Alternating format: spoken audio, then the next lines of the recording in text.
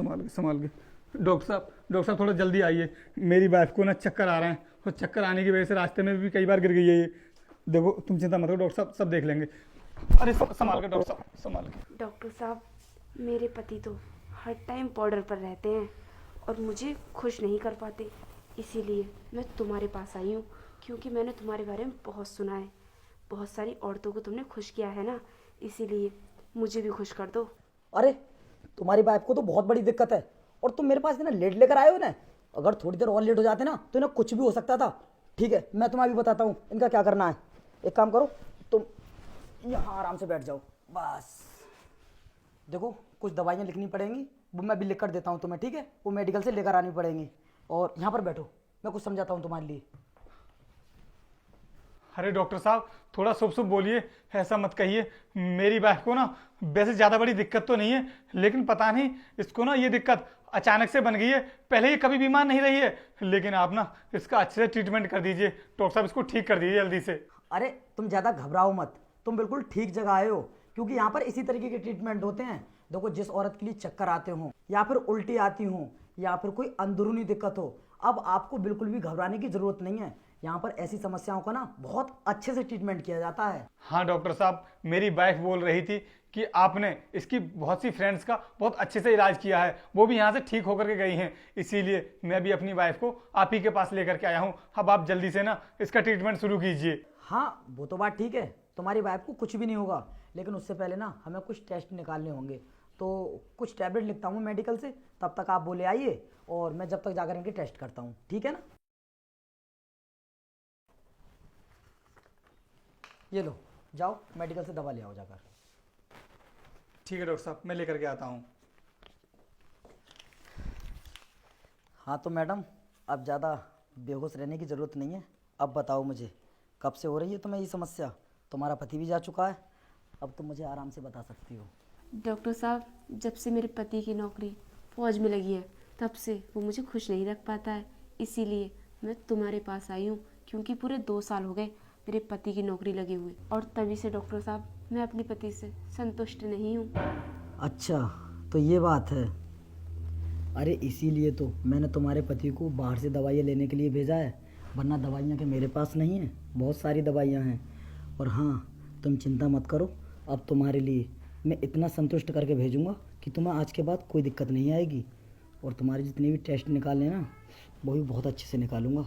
और आज मैं तुम्हें इतना संतुष्ट कर दूंगा कि तुम अपने पति को भूल ही जाओगी और हमेशा मुझे ही याद किया करोगी। हाँ तो डॉक्टर साहब, अब यहाँ पर बैठ के बकवासी करते रहोगे या चलकर संतुष्ट भी करोगे, क्योंकि मेरा पति कभी भी आ जाएगा। हाँ यार, ये तो मैं भूल ही गया। चलो मेरे बेडरूम में चलते हैं, चलो जल्दी आओ मेरे साथ। मैडम वैसे एक बात बोलूँ मैं तुमसे पहले, मैंने आज तक जितनी भी औरतों को खुश किया है ना, अपने इस बेडरूम में ही खुश किया है, और आज तो मैं भी उनसे ज़्यादा ही खुश करके भेजूँगा। चलो फिर बेड पर चलो।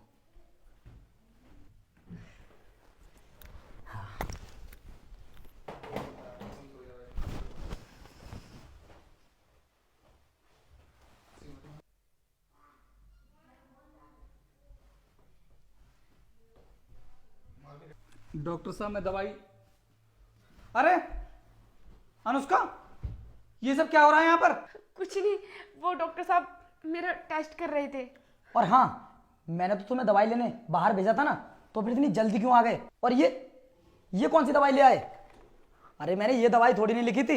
ये लो पकड़ो इसे, जाओ अभी के अभी वापस करके आओ। चलो जाओ यहाँ से। डॉक्टर तूने क्या मुझे पागल समझ रखा है, जो मैं तेरे इशारों पर नाचता रहूंगा? और तू ना जिस तरह से मुझे बेवकूफ बनाने की कोशिश कर रहा है, इतना भी बेवकूफ नहीं हूं मैं। फौज में हूं, ऐसे ही फौज में भर्ती नहीं हो गया। जब मेरे अंदर दिमाग होगा तभी मैं फौज में भर्ती हुआ हूंगा ना। तू मेरी बीवी के साथ में क्या कर रहा था, ये बता मुझे। अगर तूने आज मुझे सच्चाई नहीं बताई तो मैं तेरे इस पूरे हॉस्पिटल को सीज करवा दूंगा। देखो ये बेहुदा बात मत करो मुझसे, और तुम कुछ भी नहीं कर सकते यहाँ पर। मैंने तुमसे बोला था ना कि मैं तुम्हारी वाइफ का टेस्ट कर रहा हूँ, यहाँ पर तुम्हारी वाइफ के टेस्ट कर रहा था, तो तुम इस तरह मुझ पर इल्जाम नहीं लगा सकते। मैं ये उल्टे सीधे काम नहीं करता हूँ, समझे ना? और अगर तुम्हें मेरी बातों पर यकीन नहीं हो रहा है ना, तो फिर अपनी बीबी से पूछ लो कि मैंने इसके साथ क्या किया है। ये तो तुम्हारी बीबी है ना, बिल्कुल झूठ नहीं बोलेगी तुमसे, जो भी बताएगी बिल्कुल सच बताएगी। हाँ भाई, बताती क्यों नहीं हो? हाँ रोहित, ये मेरे साथ कुछ नहीं कर रहे थे, ये तो सिर्फ टेस्ट ही कर रहे थे। अनुष्का बकवास बंद करो अपनी। मुझे अच्छे से पता है कि बेडरूम पर कौन सा टेस्ट किया जाता है।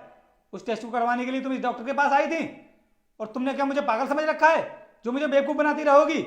मुझे तुम्हारी हरकतों के बारे में ना पता नहीं था कि तुम इतनी चरित्रहीन औरत हो। और हाँ, इसीलिए तुम मुझसे बोल रही थी कि तुम्हारी जितनी भी सहेलियां इस डॉक्टर के पास इलाज करवाने के लिए आई हैं वो यहाँ से ठीक होकर गई हैं, तो इस डॉक्टर ने तुम्हारी उन सहेलियों का इस तरह से इलाज किया है।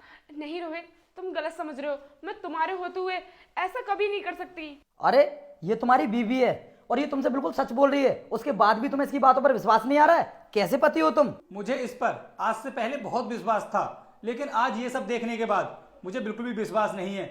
और अनुष्का, क्या कमी रह गई थी मेरे प्यार में जो तुम्हें ये सब करना पड़ा? तुमने मुझसे इतना बड़ा झूठ बोला कि तुम्हारा सिर चकरा रहा है, तुम्हें चक्कर आ रहे हैं, और रास्ते में तुमने ये नाटक इसीलिए किया ना ताकि मैं इस डॉक्टर के पास तुम्हें जल्दी ले आऊं और तुम यहाँ आकर ये सब कर सको। हाँ तो फिर क्या गलत किया मैंने? अगर मुझे पहले पता होता कि तुम मुझे शादी के बाद टाइम नहीं दोगे तो मैं तुमसे शादी ही नहीं करती। मैं तो बहुत पछता रही हूँ तुमसे शादी करके।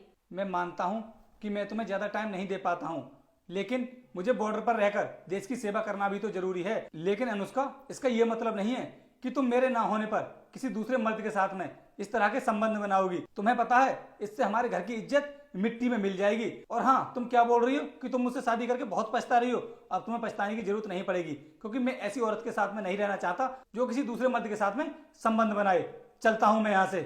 और मैं ना इस डॉक्टर को इस वजह से छोड़ रहा हूँ क्योंकि सारी गलती ना तुम्हारी है, वरना मैं इस डॉक्टर को अच्छे से सबक सिखाता। रोहित, रोहित मेरी बात सुनो। रोहित, वो तो मैं ऐसी बोल रही थी। देखो, तुम्हारा पति अब यहाँ से जा चुका है क्योंकि उसके सामने तुम्हारी सच्चाई आ चुकी है, तो फिर तुम्हारा भी यहाँ पर रुकना ठीक नहीं है। तुम भी निकलो मेरे हॉस्पिटल से। ये तुम क्या बोल रहे हो? मैं जो भी बोल रहा हूँ ठीक बोल रहा हूँ। अगर तुम्हारा पति यहाँ पर पुलिस को लेकर आ गया और यहाँ पर दंगा करने लगा तो यहाँ पर और भी पेशेंट्स आते हैं, फिर मेरी क्या रेपुटेशन रह जाएगी? पूरा हॉस्पिटल बंद हो जाएगा मेरा। चलो निकलो यहाँ से, जाओ। हाँ, आज तो बच गया मैं, लेकिन आगे से ऐसा नहीं करूँगा, वरना मेरा हॉस्पिटल सब कुछ बंद हो जाएगा।